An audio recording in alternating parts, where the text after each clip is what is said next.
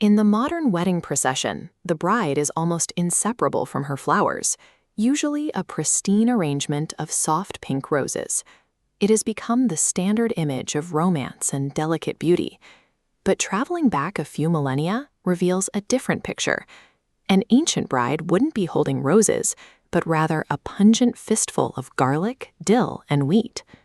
Historically, this bundle functioned as a survival tool. The evolution of the bouquet is a hidden record of human anxiety. Over thousands of years, it transformed from a weapon of defense against unseen forces into a psychological anchor. In ancient Mediterranean civilizations, early brides carried dense collections of herbs to act as apotropaic shields, botanical barriers meant to ward off evil spirits and bad luck.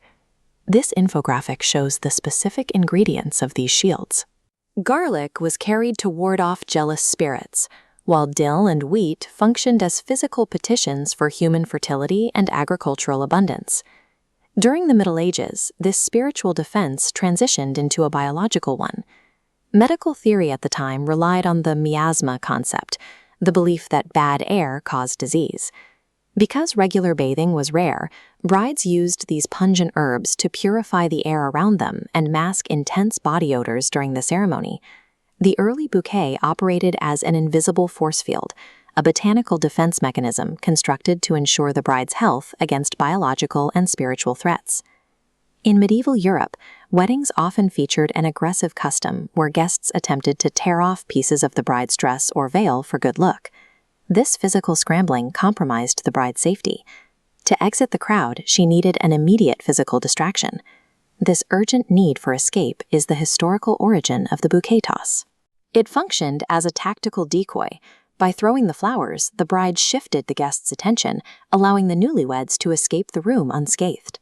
By the Victorian era, the bouquet's aesthetic shifted toward ornate elegance as protective herbs were phased out. This is a contemporary illustration of Queen Victoria's 1840 wedding. Her choice to carry fresh, delicate flowers instead of heavy jewels or herbs popularized the modern floral arrangement. She specifically emphasized orange blossoms, which became a new standard for representing bridal chastity and eternal love. This era also gave rise to florography, the language of flowers. This system turned the bridal arrangement into a coded message. The mechanics were highly specific.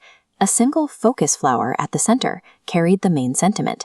If the bride held the bouquet upright, she indicated acceptance, but holding it upside down signaled the exact opposite of the flower's traditional meaning. While modern lore claims Victoria carried a sprig of myrtle in 1840, she actually carried snowdrops, the favorite flower of her groom. The famous royal myrtle tradition actually began with her eldest daughter's wedding years later.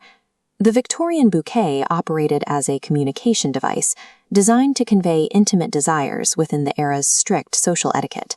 This raises a logical question. If we have modern medicine, deodorant, and well-behaved guests, why do brides still carry bouquets today?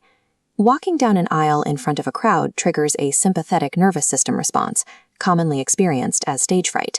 This stress induces motor agitation, often manifesting as nervous hand movements or trembling. The bouquet acts as a motor anchor, stabilizing that spike in nervous energy.